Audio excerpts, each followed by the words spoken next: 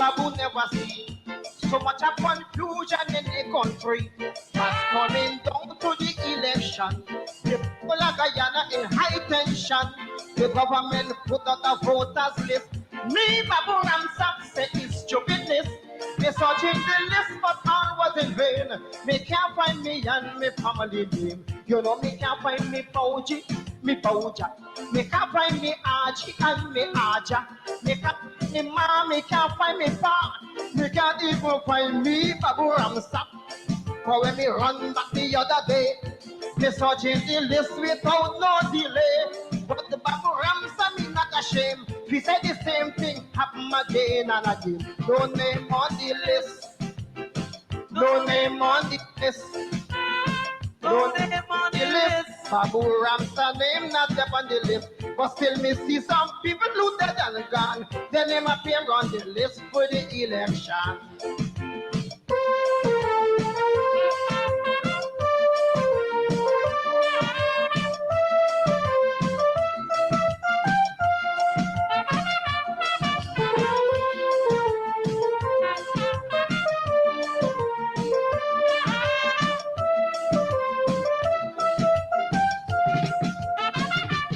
Well, Babu Ramsa can understand. From first to the last, still listen confusion. That is why the opposition reject the first declaration. Follow the president, tell the nation he wants a transparent election. Now everything like it on a wire. They say it's the fault of some computer. Me can't find me body, me CC. Me can't find me wife, neither me baby. Me can't find me daddy, body ram that ram local, neither Mr. Sibarat. Me turning the pages one to the next. Imagine how Babu feeling. However, me can't find me to the hill. No name on the list. No name on the list. No name on the list. Babu Ramsa name not up on the list. But still me see some people look and gone. Their name appear on the list for the election. Grandma come out say, she don't care say, she old and wise, it's time.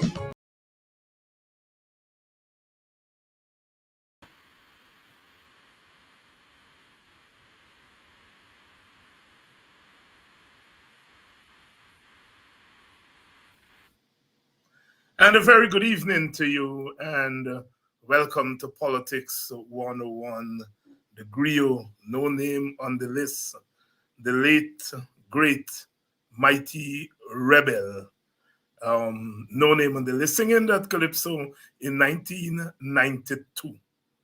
Imagine that. In 1992, we're now in 2023, 31 years later. No name on the list. No name on the list. The Baba Ramsami say name wasn't on the list in 1992. In 2023, we're understanding that lots of people's names are not on the list for the election on Monday, including the names of people from the armed services. People from the armed services.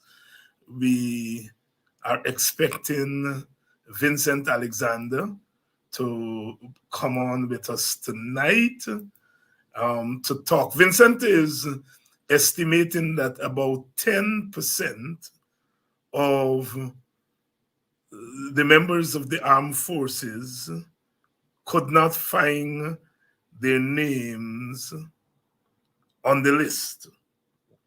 That is what is being reported today. It's estimated that some 900 or thereabout people could not find their names on the list. These are people from the armed services who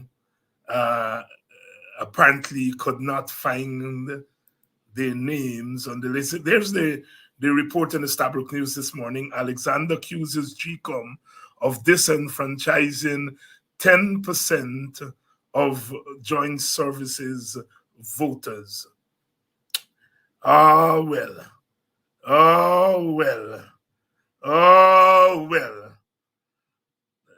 It's estimated that some 900 People's National Congress Reform Commissioner on the Guyana Elections Commission, Vincent Alexander, on Saturday leveled allegations of disenfranchisement to some 900 members of the joint services during Friday's elections. Members of the discipline service were the first to cast their votes in the local government elections at 84 ballot stations across Guyana. At the close of ballots on Friday, it was reported by GCOM's PRO and the PPP Commissioner, Sage Gunraj Shazali of the Citizen Initiative, and others that all went well. However, according to Alexander, 10% of joint services officers were unable to vote. Alexander told the Stabroek News that on the day of voting, some 900 ranks were unable to vote due to their names not being on the list. This is Vincent Alexander, and I am not me saying this is in the Stabroek News. Today, Alexander accuses GCOM of disenfranchising 10% of the joint services. Now, note, GCOM signed off and said all went well. The PPP commissioners said all went well. Somebody from the Citizens Initiative said all went well. And Alexander, a commissioner, is saying all did not go well. All did not go well. And Stabroek News say when they call GCOM, the CEO and the PRO, and they call them to comment on what Alexander is alleging, they said they had no answers. Well, no answers yet. Here we go. Here we go. Here we go. Here we go. Here we go. Thanks to new media, they all call it social media. Thanks to new media and expanded media, we are now getting the thing blow by blow. A few weeks ago, it was the PNC and others unearthing fake candidates, fake backers. And now 10%. But Alexander is here, and he's a busy man. And he has to be a busy man because he's one of the few men in Guyana who in the know, who's prepared to expose the thing as it happens. And I just want to say that we forget sometimes in Guyana. We forget. We go back as far as 2011. You know what irks me? Every time I hear hypocrites about some attempt to steal an election in 2020, and I say, listen to these people. There was an attempt to steal an election in 2011, a naked attempt to steal an election in 2011, where a big man in GCOM deliberately miscalculated the numbers. But you know what? The thing had to go to the commissioners. And when they've done all the calculating and everything, they just have to send the thing up to the commissioners. And then the commissioners will have the last say. In 2011, when the man done fiddle with the figures, the thing went to the commissioners, and Vincent Alexander was able to discern the attempt to rig the election and correct it there. In 2020, they didn't send the thing up to the commissioners for the PPP commissioners who say that there was an attempt. They would have had a chance to do what Alexander did in 2011 if there was indeed an attempt to rig an election in 2020. There was an attempt in 2011. Where were all these people, guardians of democracy? As if Freddie Kissoon said, oh, Jesus, you're almost dead. Where was he in 2011? When there was an attempt to steal an election, and the thing went as it should have gone up to the commissioners. And Alexander, as my people in the village would say, Alexander. Alexander was able to look at the thing and said, this thing not right. And he correct the attempt to rig the election there and then. He didn't go to no court. He didn't go to no way. No recount. Had that process been allowed in 2020, if there was indeed an attempt to rig an election, maybe Alexander would have been finding it out, or some of the other commissioners. But here we are. The thing ain't even done yet, and we're having allegations that 900 or thereabout joint services people couldn't vote because they couldn't find the name on the list. They couldn't find the name on the list. But anyhow, Alexander is here, as you can see on the screen. Mr. Alexander, good evening. Good evening. Why you always have to be the bearer of bad news? Well, I don't consider it being the bearer of bad news. I just consider it being knowledgeable and vigilant. Knowledgeable and vigilant. You all hear the words there? Knowledgeable and vigilant. I think they got people who are commissioners on there who are not knowledgeable. They may be vigilant, but vigilant for the wrong reason, but they're not knowledgeable. An electoral system is a complex, any system is complex. And you have to understand the system. I have no doubt that Roy may understand the system because he's been around a long time. But knowledge of the system. Vincent, tell us what's this latest story here? What's the background? You're alleging that around 10% of the members of the armed forces, their names were not on the list. How could that have happened? All right. Let me first of all not take responsibility for Starbuck News's headline. Okay. Newspapers have a way of having sexy headlines. I don't think in my exchange with Starbuck News I ever used the word disenfranchisement. Let me explain why. Ballot Day provides for persons in the discipline services who are not going to be at the place of residence on election day to vote at the place where they are employed, where they're posted on ballot day.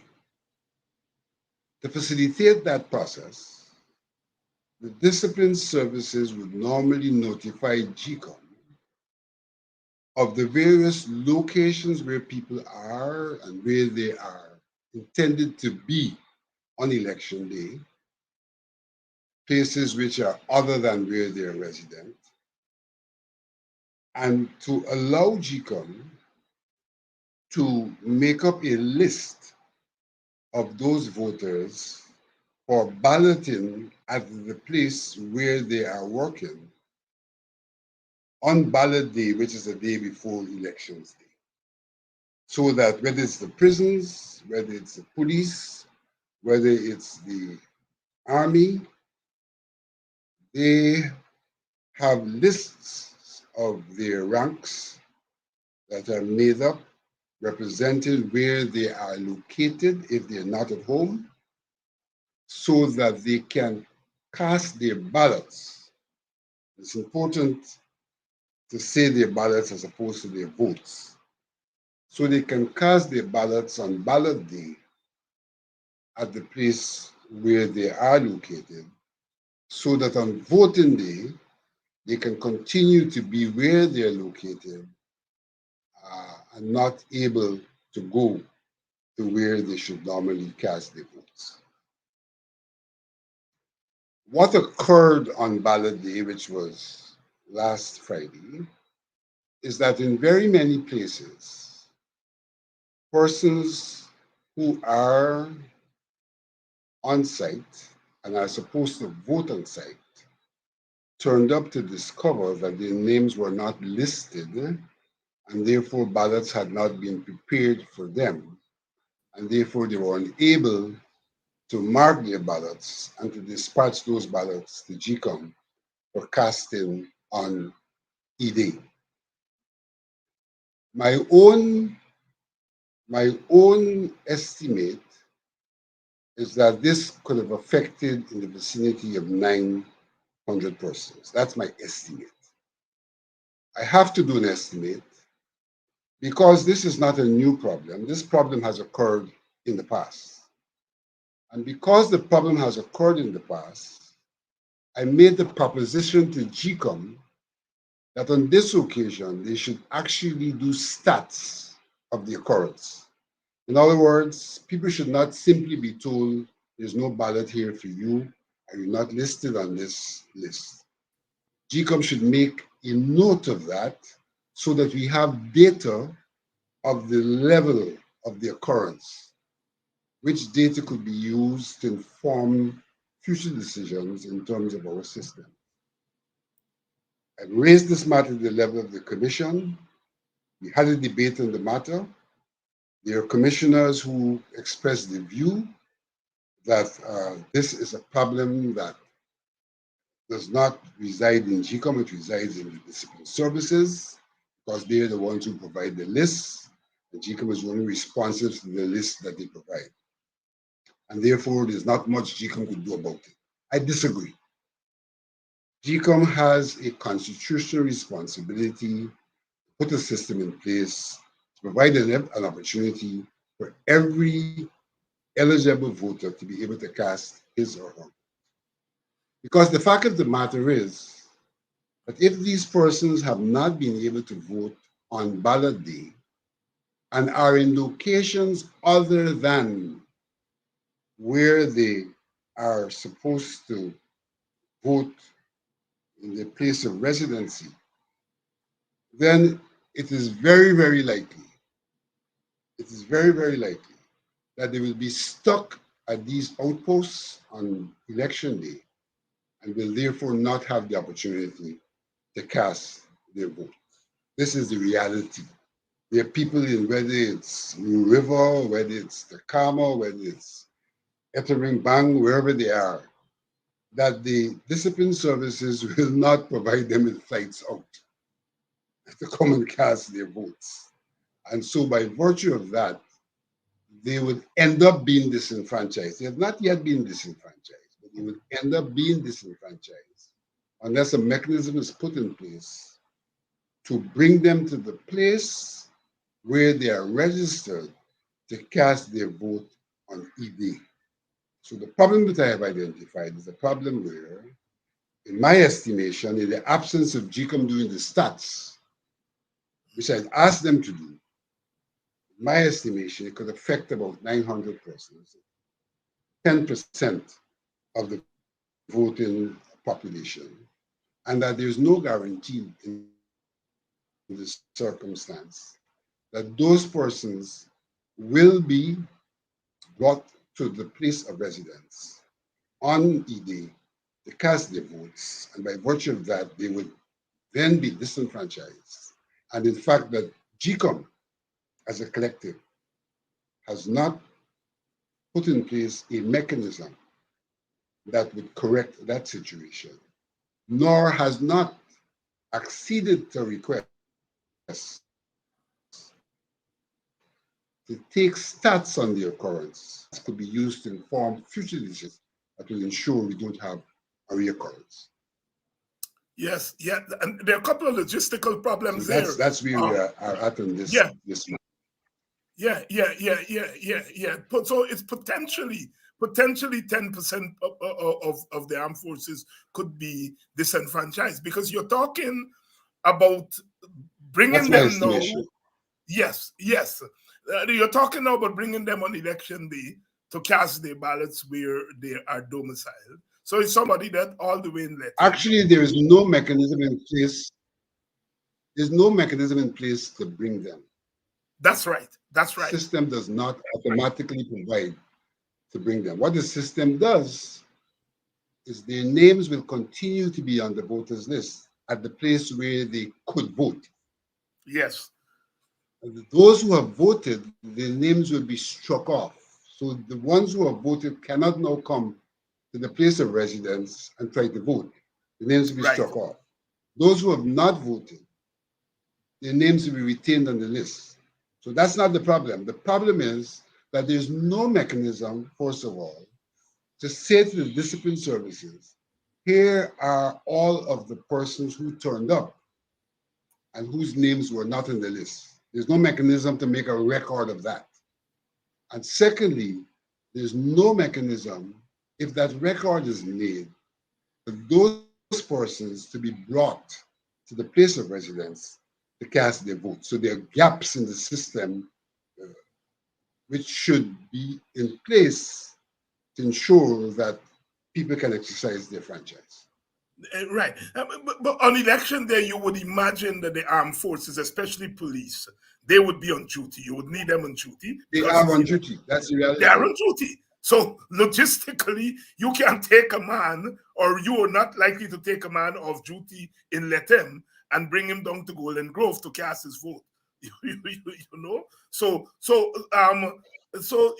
I think the potential for them be eventually disenfranchised is real. Vincent, I am having a difficulty. How could you not convince your brother commissioners, your brothers commissioners, that this was something that should happen? It seems to me quite straightforward. What is the argument? Well, I hear you say they say that is not GCOM's responsibility. But how could it not be GCOM's responsibility? Help me make sense of it.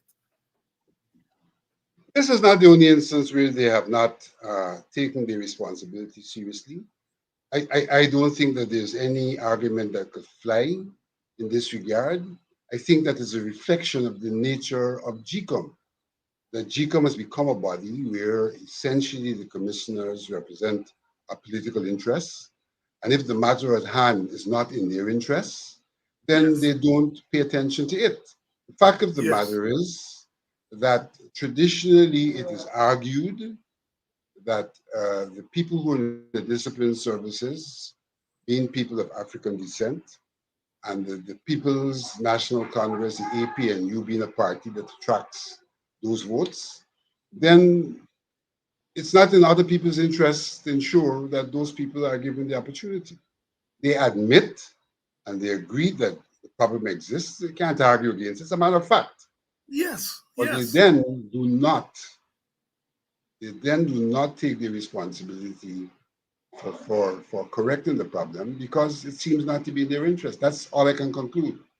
And therefore, it is a clear indication that we have problems in terms of the composition of GCOM, how GCOM is made up, and that the manner in which GCOM is made up does not serve the purpose that the Constitution mandates it should serve. And therefore, we have to get back to this question of the composition of GCOM. And that's a very strong statement you're making there, Vincent.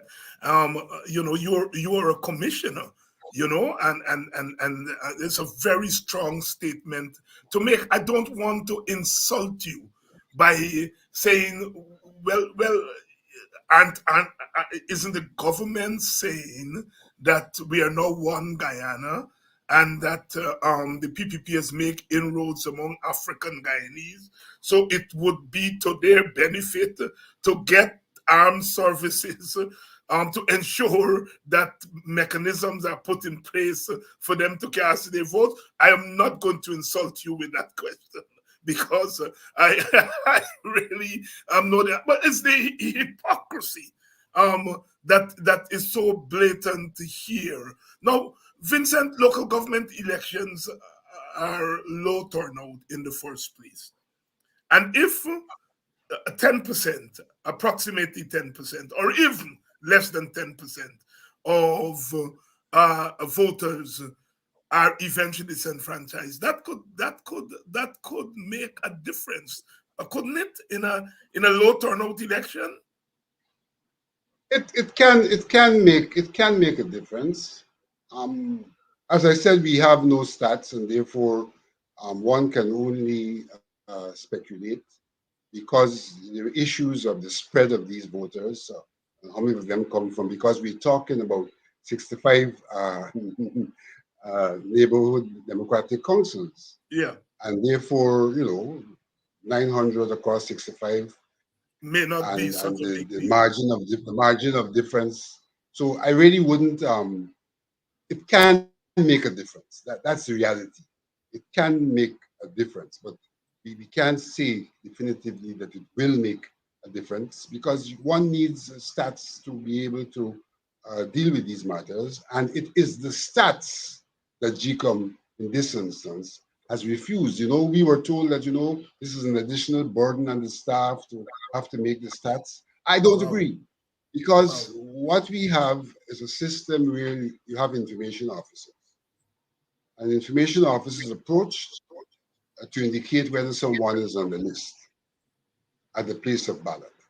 If somebody is not on the list, the information officer simply has to make a note of that person. And I didn't see the kind of large lines that would overburden information officers if they had to take the time to make that note. I didn't see that. So Yeah. it's an excuse that cannot stand scrutiny. When I was told in the commission, well, this is an imposition, this is more work, and things like that. And those are the kind of flimsy excuses that were proffered when the idea of doing the stats um, would have been brought forward. But probably people feel that if you have the stats, then given the nature of our election, then you might have basis for petition. Hmm. Where there's a tight Yes, result, somebody might come forward and say, here's the stat, yes, we were disenfranchised, here's the basis for a petition. yes, So, yes. And my mind it's goes, not my in mind, people's interest. yeah, my mind went there because there are two issues here. One issue, the court really pronounces on these matters based on whether it would have, in the end, turned the Influence election the result. in another direction, right? But there is the other issue, and that is the issue of the fundamental right of citizens to cast their votes. And even if it were one, if one member of the discipline force was potentially disenfranchised, it was a big deal. Do you agree? That is quite correct. I saw a young man at Camp Stevenson, relatively young, who said that he has now been at Camp Stevenson for 1 year. And you could see he was distraught when he was told, your name not on the list. He's been there for a year. Why his name would not be on the list? And why wouldn't there be a mechanism to capture the information pertaining to him not being able to vote and to enable him at some subsequent time to cast that vote? There's no such mechanism. Yeah, yeah. You could see the young man was distraught. There's another young man who said to me, it's 9 years I've been voting at this location. 9 years. How is it on this occasion my name is not listed? Yeah, I'm, yeah, I'm yeah. not talking here hairy fairy.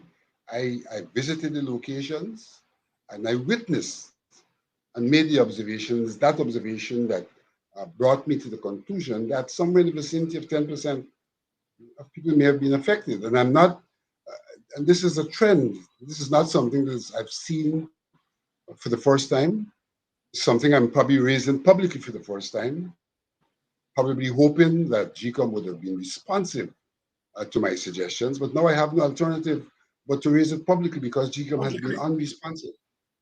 Yeah, I just find it outrageous at the excuse that is being made in a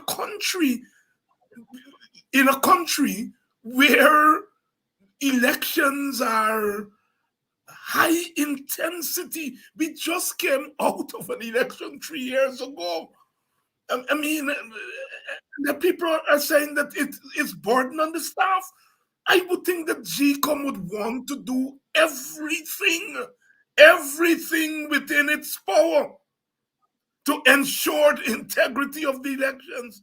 Something, something is not right there. What are you hearing now that you have raised this matter publicly?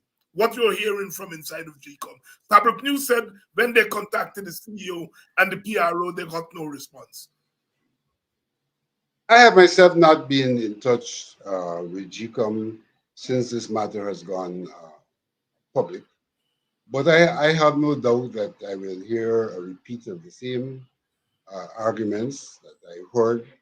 The argument that this is not a matter that GCOM can resolve is not new. I heard it on a previous occasion. I raised it again this year, and there was a repeat of the same. So I don't see that there will be any different argument that would come forward. These flawed legal arguments that is not GCOM's responsibility because GCOM did not comply with this. A very, very flawed legal argument that strikes at the very fundamental question of entitlement of citizens to vote. Would people be out of place if they begin to think that irregularities would be a big deal in this election? Are people out of place to beginning to think about coming to that conclusion? Well, there are other problems. There are Hmm. other problems, um, which, in my view, are a reflection of the level of competency.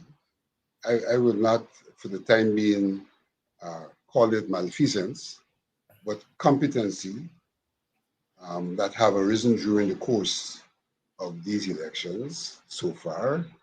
For example, we do have the problem where persons were issued incorrect ballots.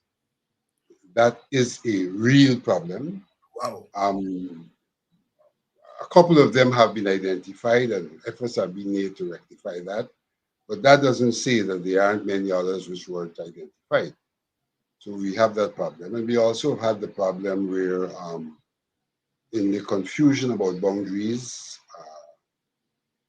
ballot boxes have been wrongly assigned, and that is efforts have been made to correct that as well. That will be hopefully corrected. The ones where we have identified persons who probably got the wrong ballots, where we've identified them, is being corrected. But I'm saying I can't give you a guarantee that this has not happened in other instances and has not gone unnoticed. And we may well find an election day that people come turn up to vote and they're told that they've already been voted for because someone else was given their ballot on ballot day. It has occurred. And we really can't say the extent to which it has happened.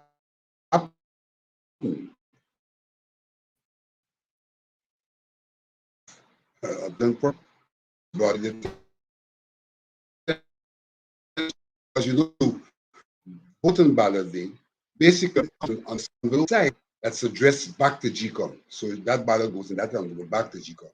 And you retain the envelope that's addressed to you.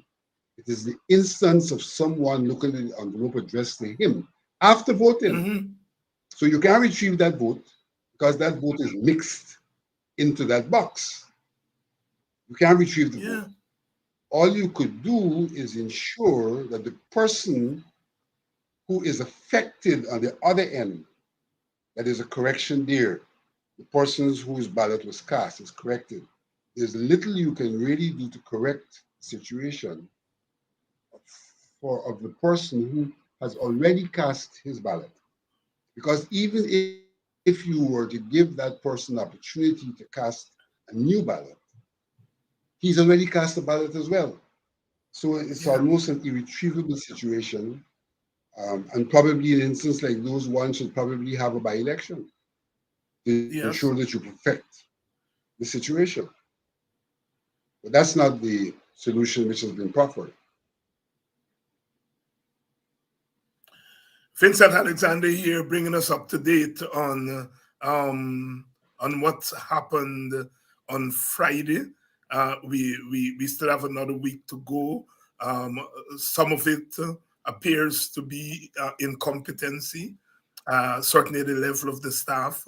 Some of it appears to be intentional at the level of the commission, where there is the refusal, according to Alexander, to really anticipate some of these problems and to put mechanisms in place. Vincent, I know you have another appointment.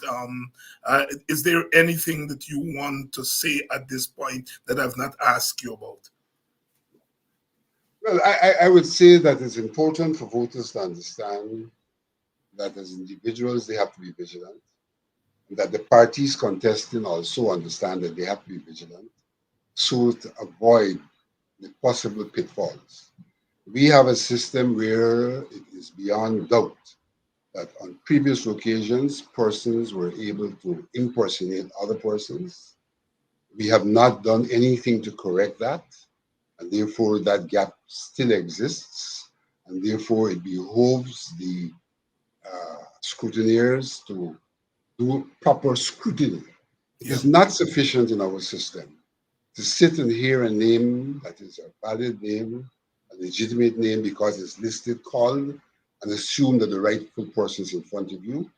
It is necessary to do some surveillance of the person, to look closely at the person and at the profile to see if that's the right person.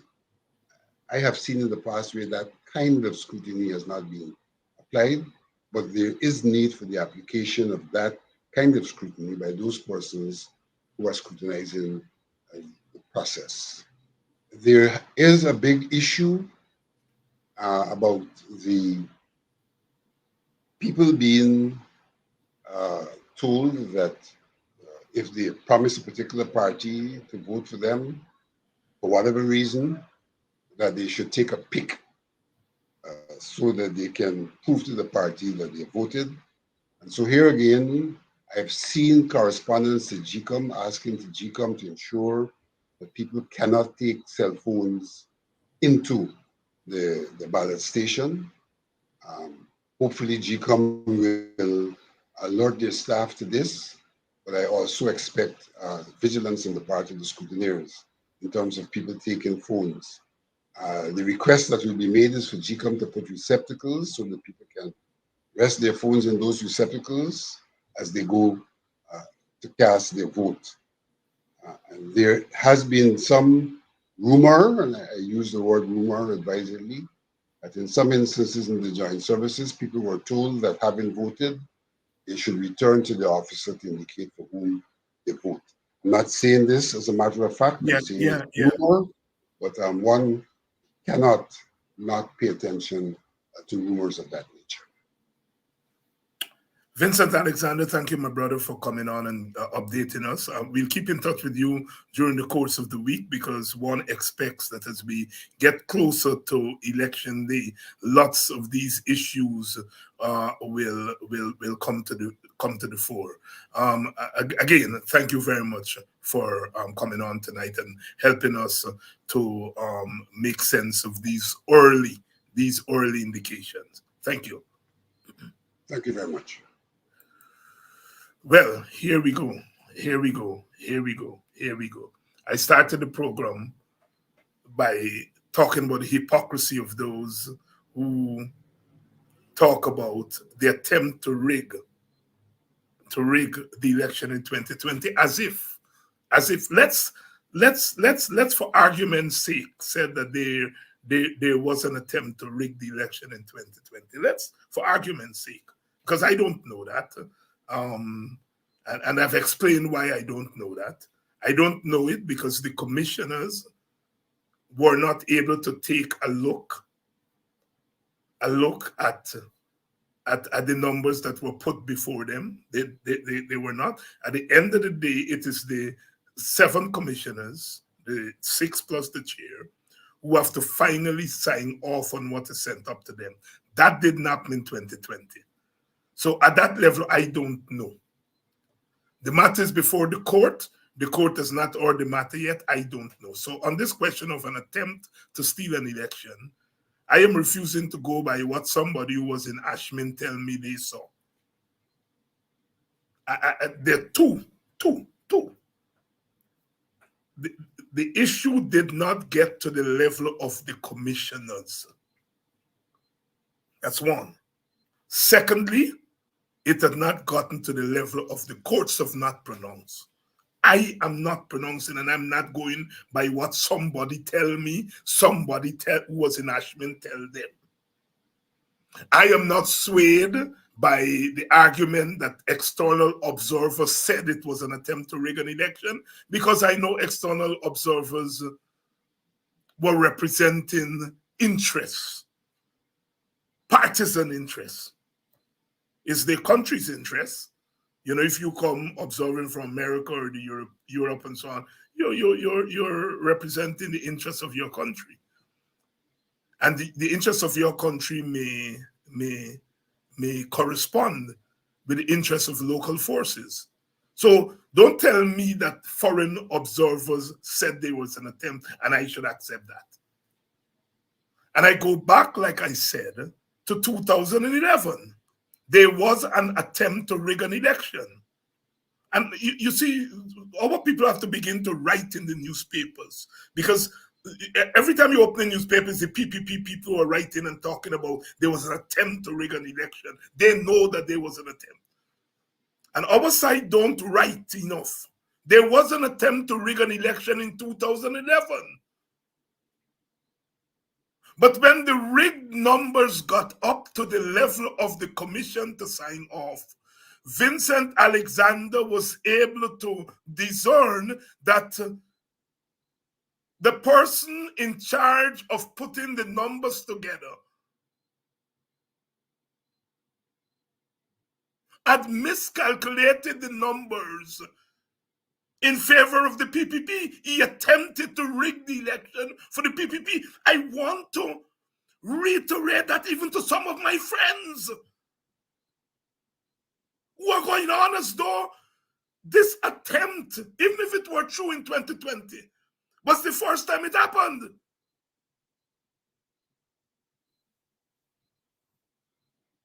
They attempted to rig the election in favor of the PPP in 2011. We know that because Vincent Alexander was able, when the matter got to the level of the commission, he was able to point it out.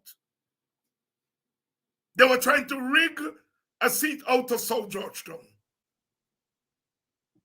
We also know that after the 2006 election, that a seat that should have gone to the AFC in Region 10 went to the PPP. Everybody knows that. Wasn't that an attempt to rig an election? Well, it's more than an attempt. That was a blatant rigging of an election.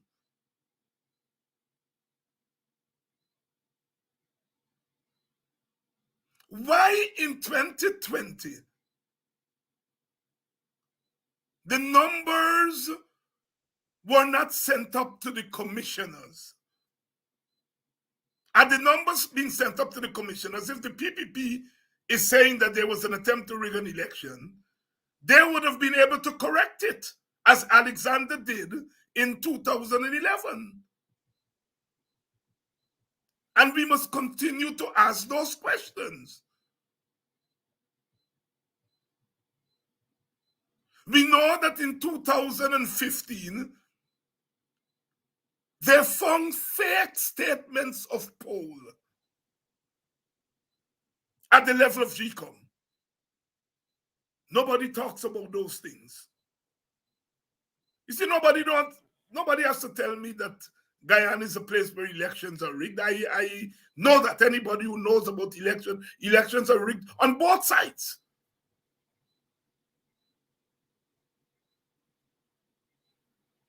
In every country, they try to rig elections, or they rig elections.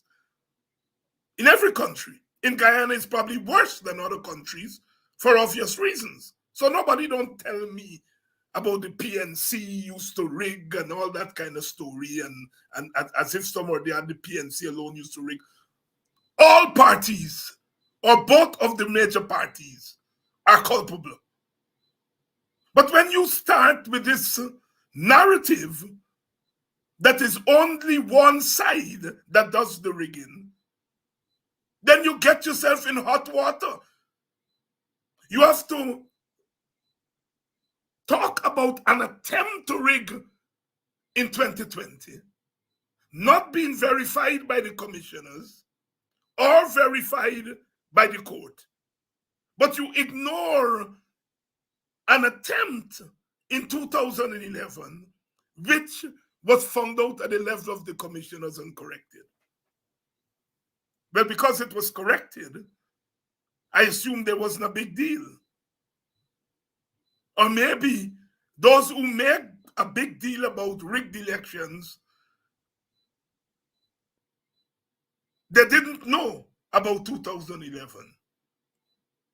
And here we are in 2023.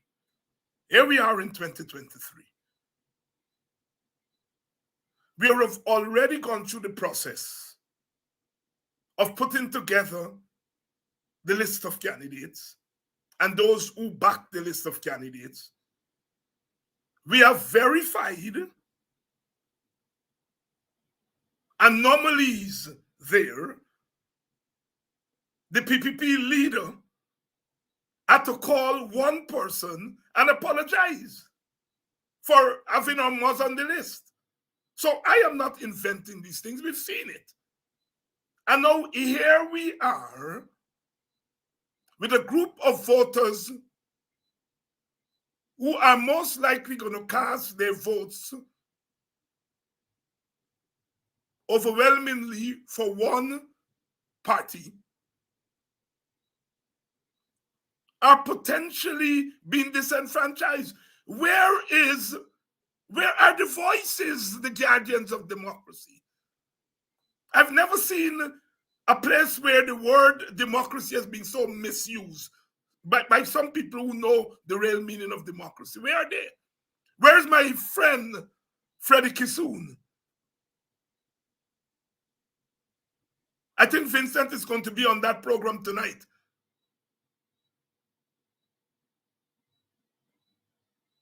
But where are they? When voters who are likely to vote for one party are being disenfranchised. And we are hearing from Alexander that this issue could have been prevented because he raised it and asked for things to be put in place, and people say it's too much work. Too much work for the staff. You see, this business about flawed elections is a serious matter. And those who want to sit on one side and accuse the other side of rigging, they're not helping because they're not recognizing that the rigging is a combination of incompetence and partisan intentionality. They're not recognizing that. Because it's easy to say one party is a rigger or the other party is a rigger. But it's difficult to recognize beyond that how the thing has become a cancer.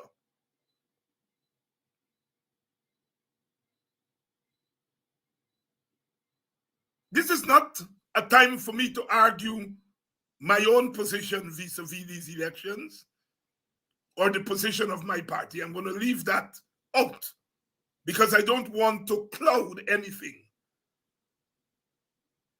Parties have made their decisions. Candidates have made their decisions to contest the elections. And the integrity of these elections must come under the microscope, not after the elections, but no. And we have potentially 900 voters who are being affected. Where are the guardians of democracy? Are not the votes? Are the votes of the armed forces not important? Are the votes of Black people not important? That the guardians of democracy are only concerned about attempts to rig elections when those are made on one side? Where are the guardians of democracy? GCOM signed off and said all is well. The PPP commissioner signed off and said all is well. That's what they did in 2020. And now we're hearing all is not well. Alexander was not giving an opinion just now. He was stating a fact. And GCOM has not refuted that fact. Where are the media? Where is Kachor News and Guyana Times and Guyana Chronicle? God bless Stabrook News, and you know they're not my friend these days. They're not my friends, but at least they carried the report from Vincent Alexander. Where are the other media? I am covering it tonight, and I'm sure my brothers on the new media, the alternative media, will cover it tonight.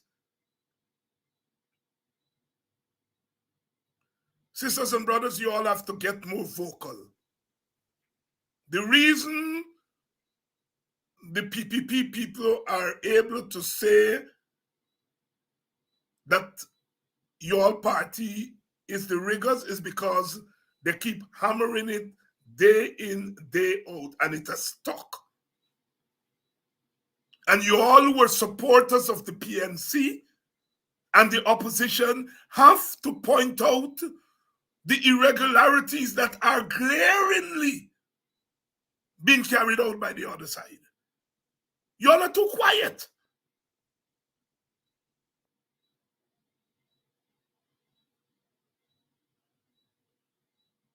The elections are being rigged as we speak.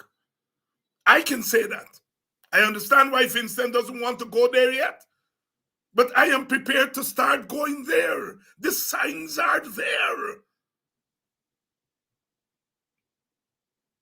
And the signs were there long before now.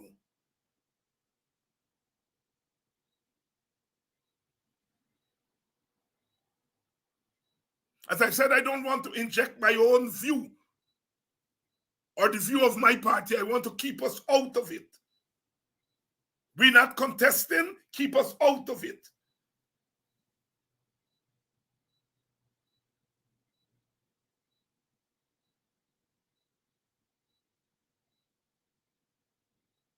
Elections are being rigged as we speak, and we are too quiet.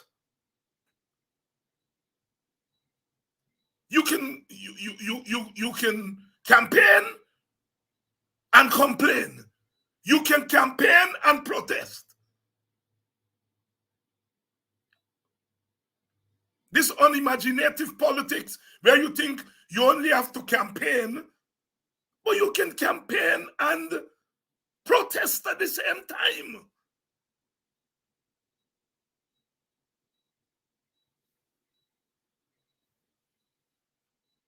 The elections are being rigged as we speak. Those army and police people who didn't vote on Friday, they're not going to vote on Monday. They're not going to let the army people out of the barracks on election day to go and vote. They're not going to take police people off duty so that they can go and vote on Monday. For all intents and purposes, they are not going to get to cast their ballots. They'll be disenfranchised. And you all are too quiet. Opposition supporters got mouth. Plenty mouth for them, Matty. And the real target, you all are too quiet. I said, keep my party out of this story.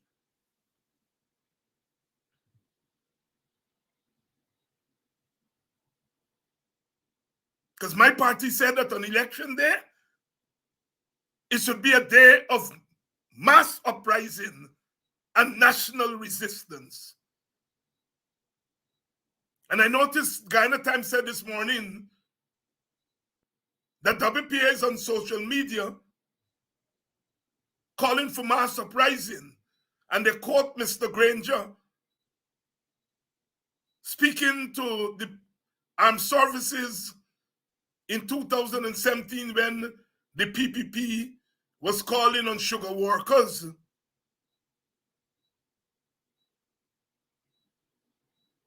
to resist. And they said, Granger, tell the army and police that they must not allow it. And they're Guyana Times now telling the PPP to do like Granger, according to them, to do like Granger, and to deal with the WPA continually for calling for election day to be a day of resistance. But it has to be a day of resistance. It can't be nothing else. Well, it can be something else because people are going out to cast their vote. Some people will go out and cast their votes. And so, yes, it's a day of casting your vote, exercising your franchise. But it can also be a day of resistance. Why the hell are we allowing elections to be rigged in front of our faces?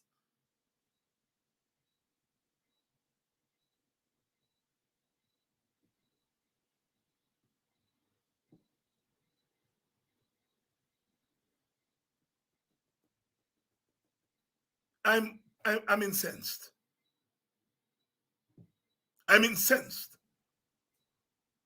I said on Friday, the opposition got to be serious. Our priorities have to change. Our priorities have to change.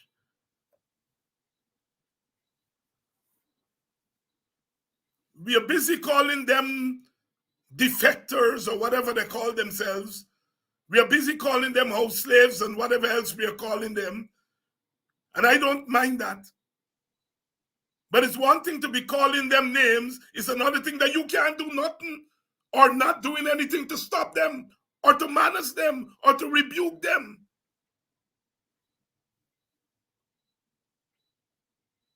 I have my view on them who going over.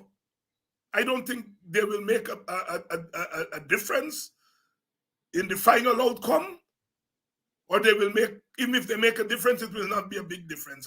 I'm clear about that, and I think this is a phase that we are going through.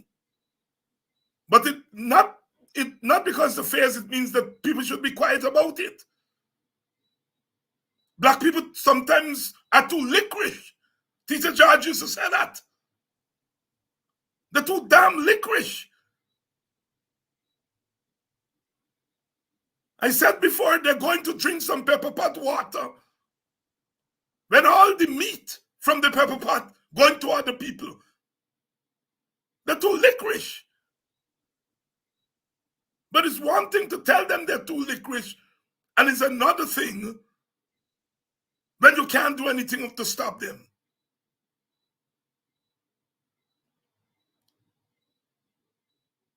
If we were more organized as a community, if we were all in one head as an opposition, if we were all in one head as a community, it would have been difficult for them to go over. I'm saying I don't think it will make a difference in the final outcome, but optics in politics sometimes are important. Black man sometimes too licorice. And we don't talk harshly to our people because we like to avoid the question of race.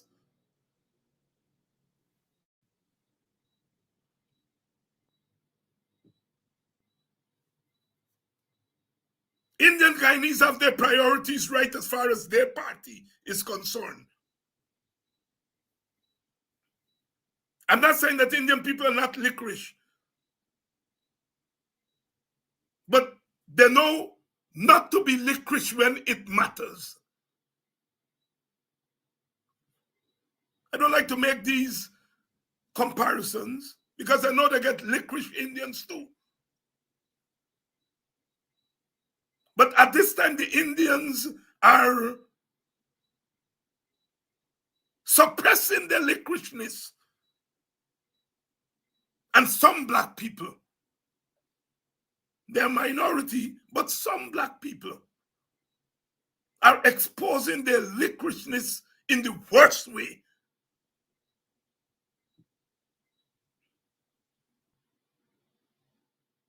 The fact of the matter, however, is that as an opposition, we are not mobilized to deter them from being licorice.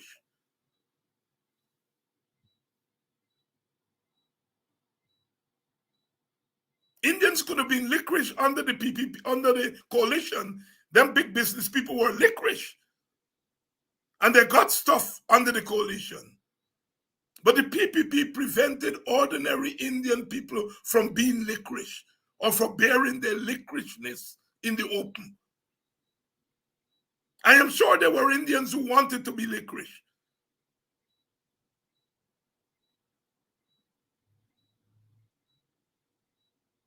But the PPP stopped them from being licorice. In any case, there wasn't much the coalition had to give. The PPP got plenty now to give. So the licorice people on all sides are out to play. The Indians are licorice, but they're being licorice on their own side. They don't have to cross over to show their licoriceness. The black people have to cross over. They're not able to suppress their licoriceness and their parties and their institutions, from the PNC to IPADA G, and even to people like myself.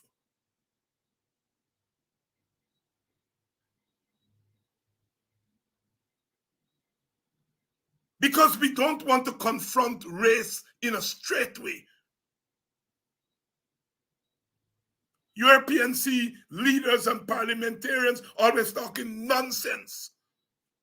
Your people embarrassing you by going over the other side and bending down and embarrassing you, and you still can't talk about race in a serious way. They're not going there as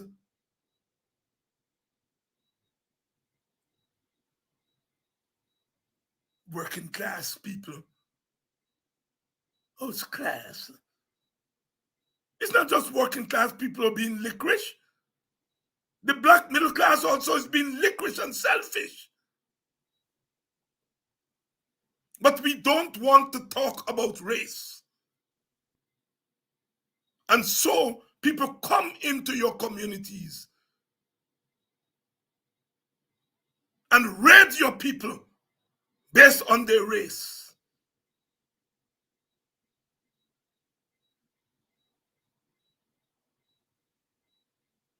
and you can do nothing about it. They're going to my community box and do the same thing, but at least when the PPP went there to hold the meeting, they didn't go to line top. They didn't carry the meeting to the Mecca at line top. They hold it at road top.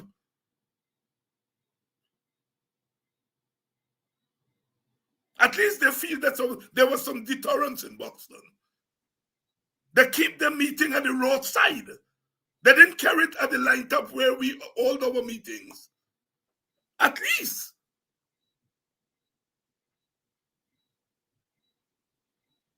They give us a little respect.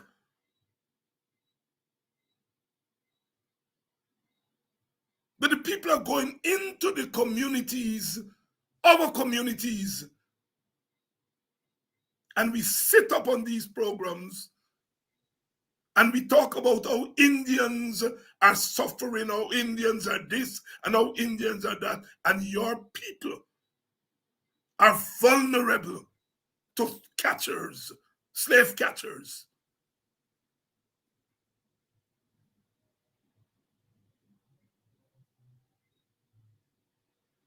Some of you all were talking about the PNC and the AP, and you putting out all kind of statements to condemn the WPA and to condemn this and condemn us. To condemn me because I call Gita a slave catcher. I call Gita a slave catcher so that other slave catchers will not follow her. And when I meet her privately, I will tell her, you put yourself in the firing line. And so you have to be taken down so that others did not come.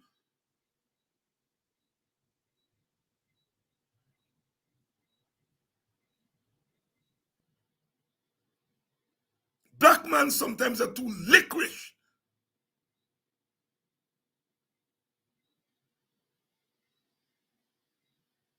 And we don't call a spade a spade.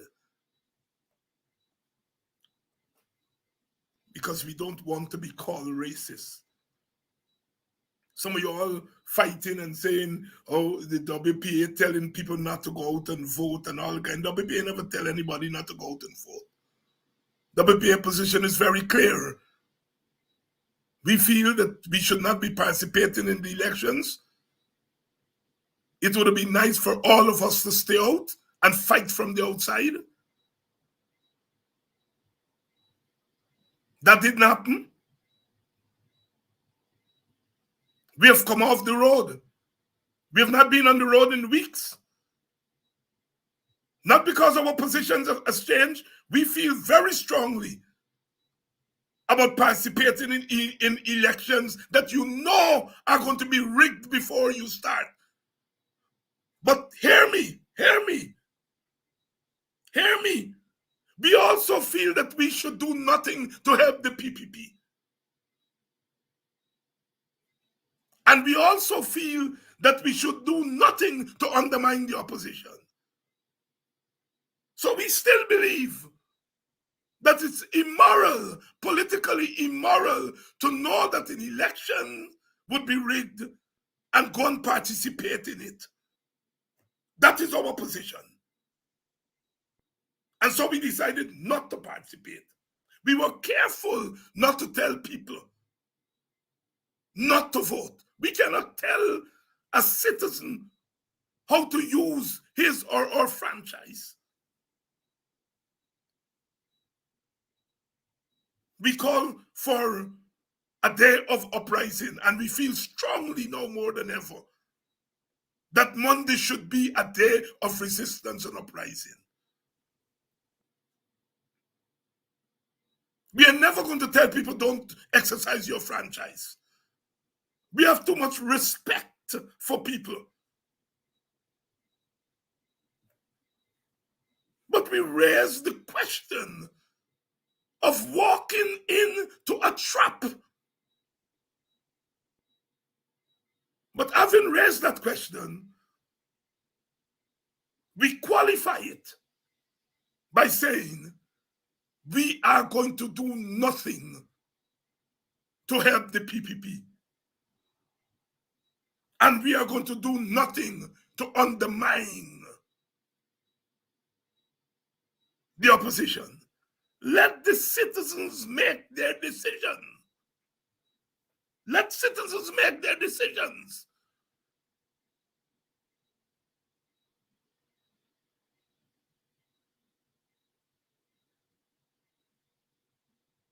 These elections are being rigged. We have to fight against rigging. If you don't fight against rigging, you will be called the riggers, as what happened in 2020.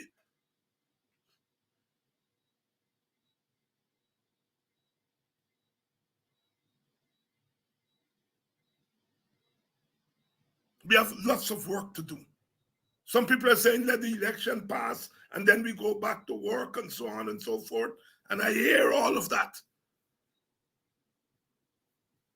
Nothing must be done to help the PPP. Not because the PPP is not a normal party, but they have been behaving in reckless, illegal ways. And they should not, our action should not help them. And we have to learn on our side not to undermine our own.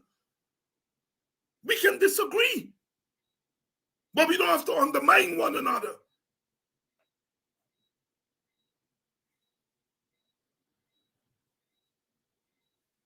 The things Black people have to begin to learn again, because these are things that we learned before. We have to learn not to be so damn licorice that we sell our dignity. Because once you sell your dignity, it's hard to buy it back. All those who you see are running and going to the PPP, they will fall down on their face in short order. Mark my words.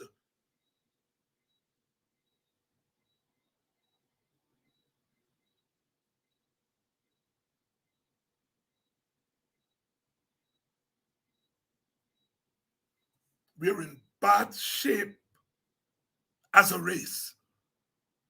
And part of it has to do with the weak leadership that we have been given on the question of race. Weak leadership. A set of leaders who worry about offending others.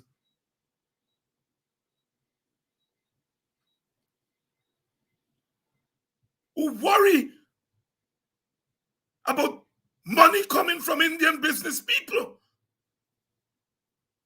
selling the people down the line for campaign finance.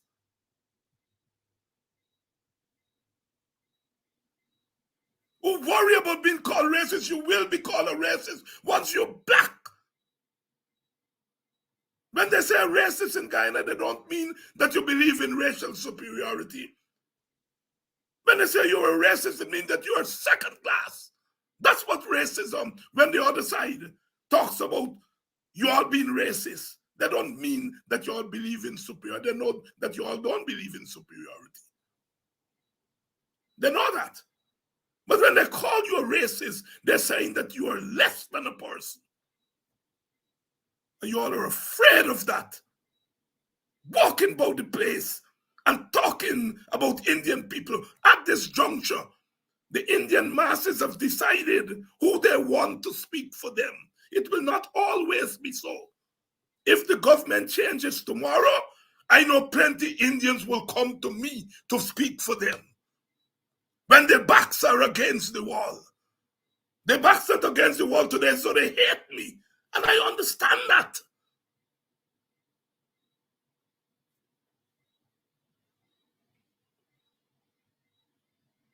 But a set of Black leaders who you all elect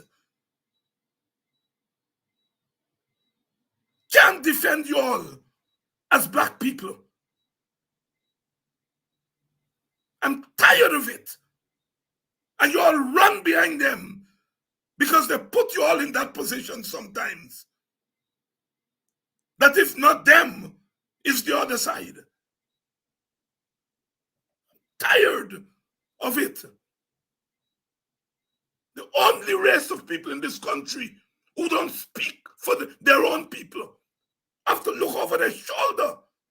Some of them don't even want to come on this show to be on air with me because I'm too black.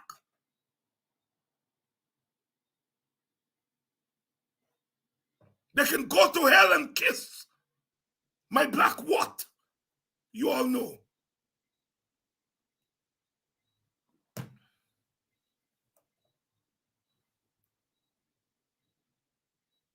Those men who were disenfranchised are black men.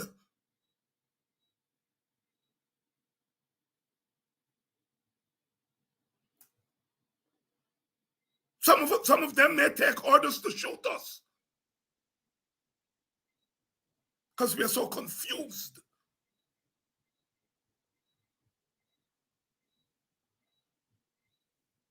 I'm a teacher. And nobody can tell me that I must teach black people. Wrong. Nobody can give me that order. So if I'm a police or a soldier, why the hell must people give me an order to go shoot my brother and sister? And I said, I have to do it because I got an order. A sick set of people. We are molding in the black community and we skin with teeth with them. They're setting back the race in this country. Setting back the race in this country. By decades.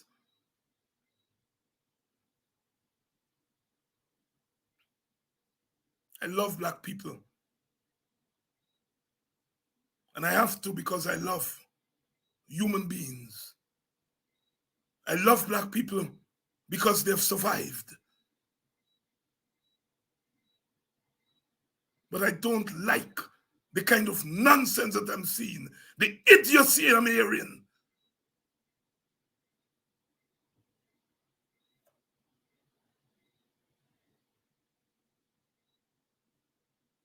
From high and low places.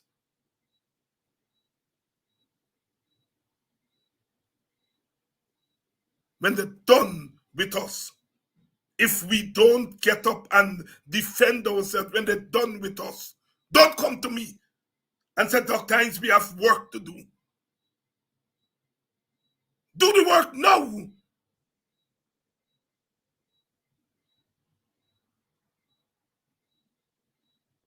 Learn.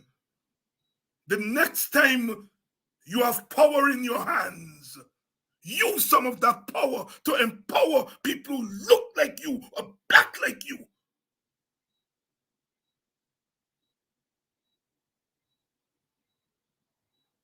Part of the reason that we can't tell the house slaves anything is because they can use that argument that when we had power, we didn't do anything for black people as black people. Yes, we did stuff for people as Guyanese. But part of the reason we can't stop the turncoats is because they have won over you. You come up in here and talk about how good the government did, and you haven't learned your lesson. Look at what the PPP is doing. Give 90% to their people and give you a paltry 10%. I'm not saying that when black people get power, that's what they should do. I'm saying that you all have to turn that 10% into at least 50%.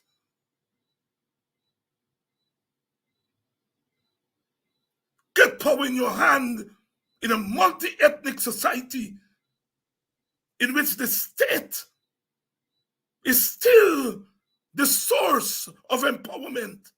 economic empowerment. And you all can't look yourself in the mirror and say, I acted wrongly, and look to your people and say, I'm sorry, I'm sorry. And now they're leaving you and you can't stop them. Some of them are just being opportunistic because they're damn licorice. And they're using the fact that you didn't do anything for them as black people. They're using it as an excuse. But you have no way of stopping them. Because indeed, you didn't look black people in the face when they had power and said, look, some house slots. Because you're black and you're behind.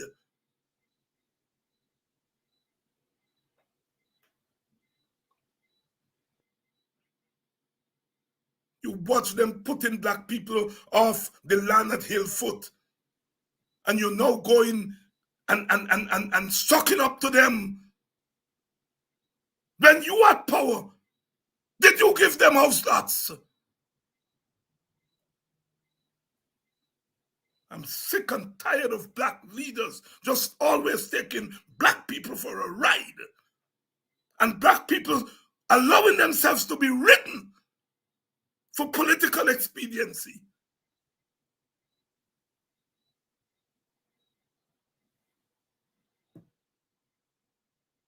I'm gone. But I'm not done. We keep making the same mistake over and over again. I hear them talk about Burnham. How many of you all emulate Burnham? At least Burnham believe in using the government and the state to empower poor people and black people. More black people were empowered under Burnham than in all the leaders after him. You all are Burnhamites. Without a Burnhamite bone. The only part of Burnham you all remember is the bullying part and not the good part of him. At least he believed that when you have political power, you help poor people. You help your own people.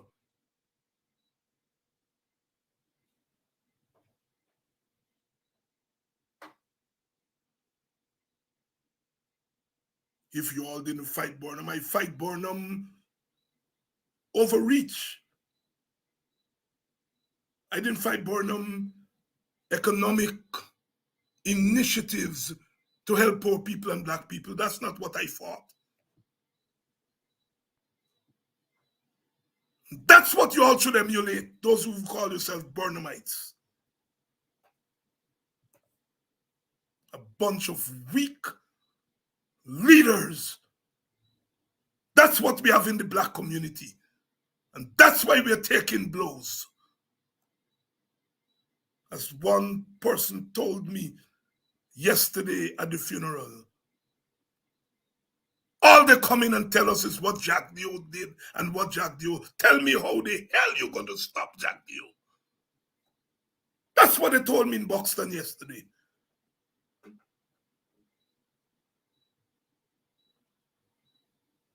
And at least Edge will have some respect for people like me. Because they go and they carry the meeting at the road where they can get the hell out of there as quickly as possible. They didn't carry it to the line top. At least they have some respect for people like me. Because I stand up against them as a black man. When I came here the last time, our opponents had a protest at the road. And they tell people not to come to our outreach. This is Edgil. And now we come back and our flags are flying. Yes, fly your flag. But you fight on the road in front of Tipperary. You don't fight at the line top. Because you got to deal with some real people in Buxton. Some real leaders.